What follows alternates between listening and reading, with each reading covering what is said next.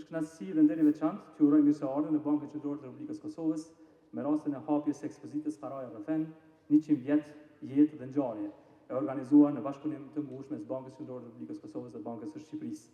Kjo ekspozitë nuk është vetëm një paraqitje monedhave dhe kartë monedhave, por një rrëfim i gjatë i historisë sonë ekonomike, shoqërore dhe institucionale. Ajo na udhëheq përmes evolucionit të parasë shqiptare gjatë një shekulli, duke reflektuar proceset e shëndëtimit, zhvillimit ekonomik dhe forcimit të institucioneve financiare. Ekspozita e sotme në Kosovë vjen ngjarjet e shënimit të 100 vjetorit të Bankës së Shqipërisë dhe përmbahet në më pak se një muaj pas çeljes në Tiranë, si dëshmi konkrete e bashkëpunimit të ngushtë ekonomik dhe dinamik mes institucioneve tona si Banka Qendrore, si dhe përkushtimit tonë të përbashkët për të ndarë këtë trashëgimi me publikun dhe vendet tona. Hapja e saj në Prishtinë përkon me javën që shënojmë 18 vjetorin e pavarësisë së Republikës së Kosovës. Prania e kësaj ekspozite në Kosovë ka një domethënie të veçantë.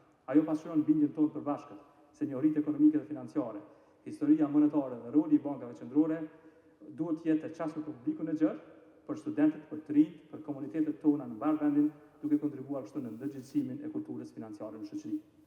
Zonja dhe zotërinj, bashkëpunimi me Bankës Qendrore të Republikës Kosovës dhe Bankës së Shqipërisë është i shumëanshëm, i ndërtuar në besim, profesionalizëm dhe vizionin e përbashkët. Ajo përfshin shkëmbimin e vazhdueshëm të përvojave, mbikëqyrjes efektive, edukimit financiar, harmonizimit të rregullativ dhe forcimit të kapacitetit institucionale në rrugën tonë drejt integrimit evropian. Një dimension i rëndësishëm i këtij bashkëpunimi janë nismat rajonale për modernizimin e sistemit pagesave, përfshirë dhe zhvillimin e pagesave të shpejta, të njohur si TIPS klon, si hapa konkret drejt infrastrukture moderne dhe efikase të pagesave për një treg të integruar, konkurrues dhe të sigurt. Po ashtu integrimin e SEPA përbën një objektiv strategjik për vendet tona. Në këtë proces, përfitimi nga përvojat e njëri tjetrit dhe koordinimi ndërmjet bankave tona qendrore janë thelbësore për të përmbushur standardet evropiane dhe lehtësuar qarkullimin e pagesave. Gjithashtu ne po punojmë që të stimulojmë institucionet bankare dhe ato të pagesave që të ofrojnë shërbime sa më të shpejta, të sigurta dhe me kosto të ulët, veçanërisht për pagesat mes dy vendeve, Kosovës dhe Shqipërisë. Kjo mbështetje do të drejtë biznesave që operojnë në dy tregjet dhe gjithashtu nxit tregtinë, integrimet dhe zhvillimin ekonomik. Në të njëjtën kohë, mbikëqyrja efektive e bankave që operojnë dy vendet tona mbetet një prioritet i përbashkët. Përmes shkëmbimit të informacioneve dhe bashkëpunimit në të ngushtë, ne sigurojmë një sistem financiar të qëndrueshëm, transparent dhe në shërbim të qytetarëve. Një shtyllë tjetër e rëndësishme e këtij bashkëpunimi është edukimi financiar. Prandaj ekspozita e sotme Paraja Rëfen pikërisht synon të nxjisë ndërgjegjësimin e publikut për rolin e parasë dhe bankave qendrore, si edhe për rëndësinë e stabilitetit financiar dhe zhvillimin e qëndrueshëm. Qëllimi ynë mbetet të ndërtojmë një kulturë financiare që promovon kursimin afatgjat, investimin e mençur dhe planifikimin financiar të qëndrueshëm si elemente kyçe të mirëqenies ekonomike. Në një mjedis financiar gjithnjë më kompleks dhe digital, qytetarët dhe bizneset kanë nevojë jo vetëm për çështje të shërbimeve të mira financiare, por edhe për njohuri të standardizuara, të qarta, të besueshme për të përdorur ato në një ambient të sigurt dhe të përgjithshëm. Për këtë arsye, edukimi financiar nuk duhet parë vetëm si njohuri ekonomike, por si një mjet për fuqizimin e mbrojtjes së konsumatorit. Ekspozita Paraja Rëfen kontribon pikërisht në këtë mision, duke lidhur historinë të tashmen edhe për të ndihmuar publikun të kuptojë se stabiliteti financiar, besimi dhe siguria janë ndërtuar në kohë dhe kërkojnë përgjegjësi të vazhdueshme për gjitha palët. Të nderuar të pranishëm, kjo ekspozitë dëshmon se historia, ekonomia dhe kultura janë pandashme dhe se bashkëpunimi interinstitucional krijon vlera afatgjate për shoqëritë tona. Gjithashtu pasqyron bashkëpunimin shkëlqyeshëm ndërshtëtor midis dy vendeve tona në nivele të ndryshme institucionale. Në përfundim, dëshiroj të shpreh përzemërsisht falënderimi për Bankën e Shqipërisë, guvernatorin Sejko dhe gjithë bashkëpunëtorët e tyre për kontributin e çmuar në realizimin e kësaj ekspozite, por edhe për bashkëpunimin profesional dhe vllazëror në gjitha fushat e lartë përmendura përfshirë prezencën e sotme. Gjithashtu, në emër të Bankës Qendrore të Republikës Kosovës, dëshiroj të falenderoj qeverinë, përkatësisht kryeministrin Kurti për pjesëmarrjen dhe institucionet tjera shtetërore në mbështetje të vazhdueshme të Bankës Qendrore dhe misionit të saj. BQK mbetet e përkushtuar të vazhdojë të investojë në iniciativa që forcojnë stabilitetin financiar, rrisin transparencën dhe ndërtojnë një marrëdhënie të sigurt, të hapur me publikun në bashkëpunim me partnerët tonë rajonal dhe ndërkombëtar. Jam i bindur se kjo ekspozitë do të jetë përvojë e vlefshme dhe frymëzuese për gjithë vizitorët që gjithë vinë gjatë kësaj jave. Ju uroj një vizitë sa më të këndshme të ekspozitës dhe faleminderit për vëmendjen.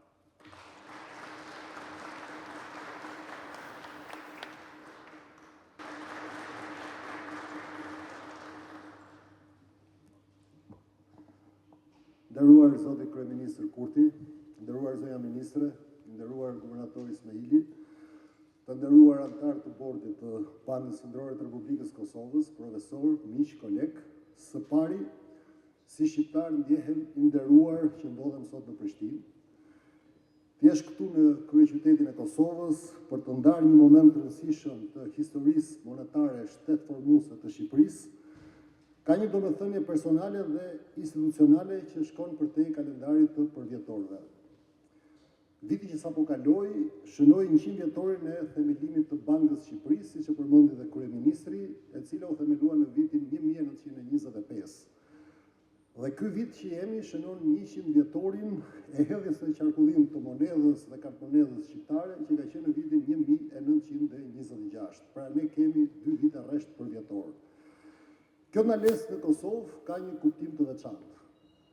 Historia jonë e përbashkët është shkruar me sakrifica, me përpjekje dhe me vizion.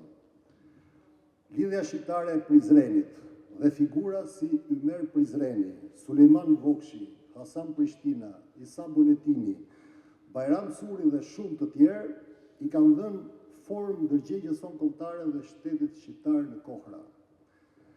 Dhe po aq e natyrshme është që një ekspozit që flet për paran, për Bankën Qendrore dhe për rrugtimin e shtetit shqiptar të vizitoj Kosovën, sepse historia që paraja shpalos është e jona, është historia shqiptarëve kudo që jetojnë.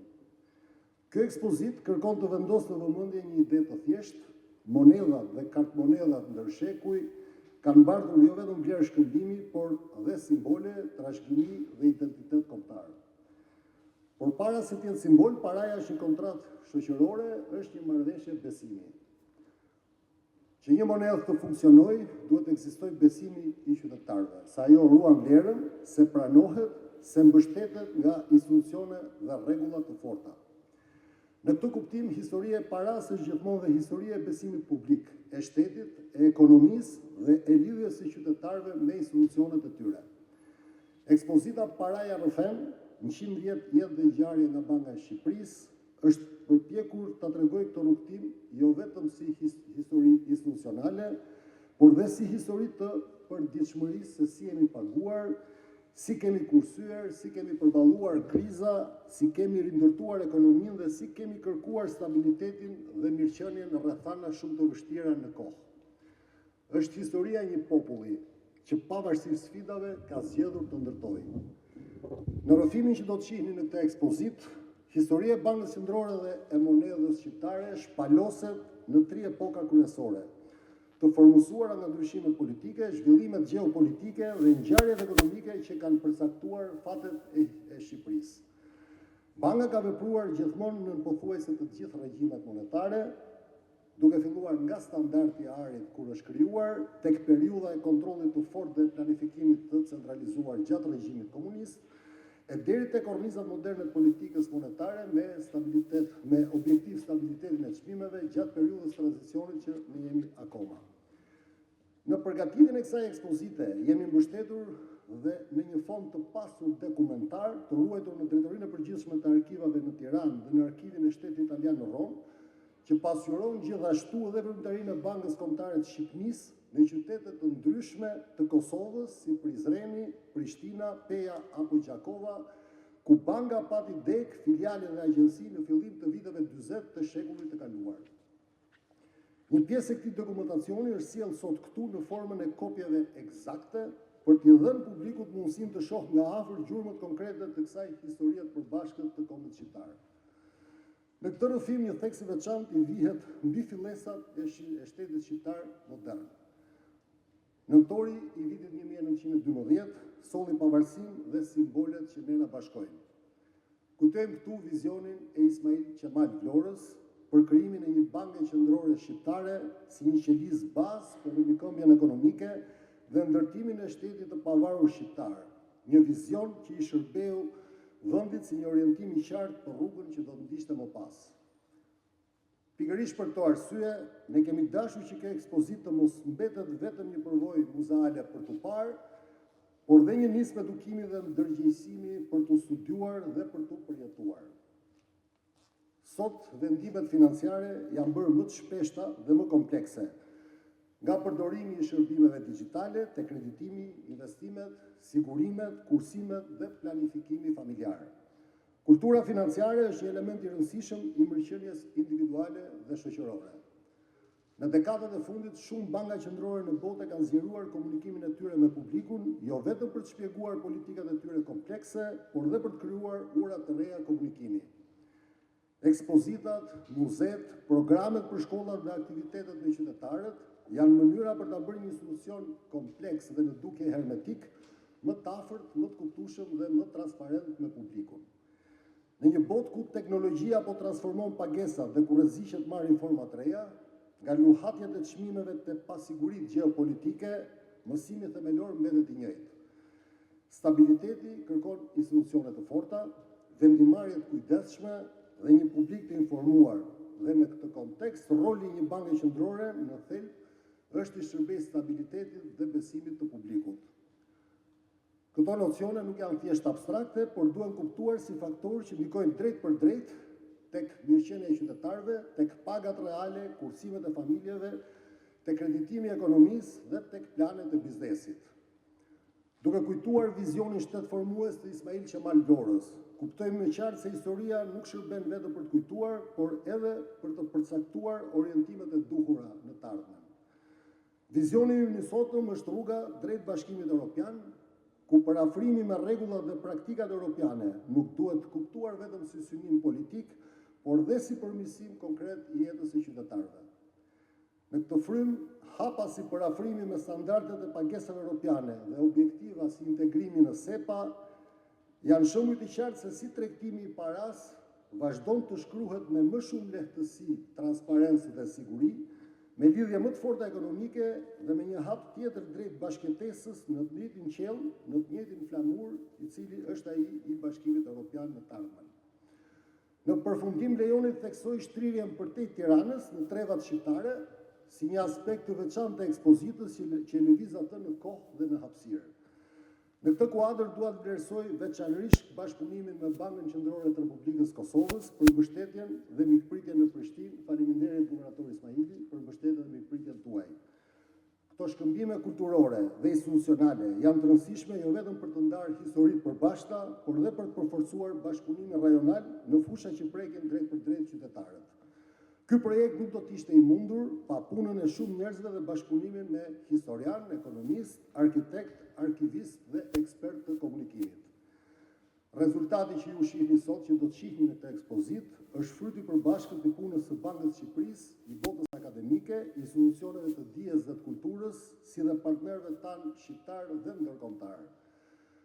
Një falënderim i veçantë do doja thoja shkon për partneritetin me Institutin Italian të Kulturës në Tiranë, si dhe për të gjithë profesionistët dhe partnerët që kanë kontribuar në këtë nismë.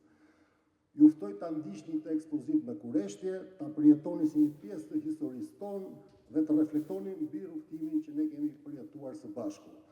Nëse kjo ekspozit do të arrijë zgjojë interes dhe të hap diskutime mbi historinë tonë monetare, do të thotë që e ka realizuar qëllimin e saj. Dhe së fundit të dashur miq, çelja e kësaj ekspozite gjithashtu përkon me vigjiljen e festës së pavarësisë Kosovës 17 shkurtin, datë kjo që do të mbetet historike për të gjithë ne, jo vetëm për popullin e Kosovës, por për të gjithë shqiptarët kudo që janë. Kjo datë shënon kurorëzimin e një ëndre të kahmotshme dhe legjitime për liri dhe pavarësi, dhe piknisjen e përpjekjeve për ngritjen e një shteti të ri sovran, të mbështetur në vlerat demokratike, i cili me dignitet dhe pjekuri politike po dëshmon gjithmonë më shumë se është faktor paqeje dhe stabiliteti në rajon. Gëzuar festën e pavarësisë, jam shumë mirënjohës dhe shumë falënderues jam sot në Prishtinë për hapjen e kësaj ekspozite të përbashkët. Ju falenderit dhe mirë se erdhët, falenderit kryeministër, falenderit guvernator, falenderit miq.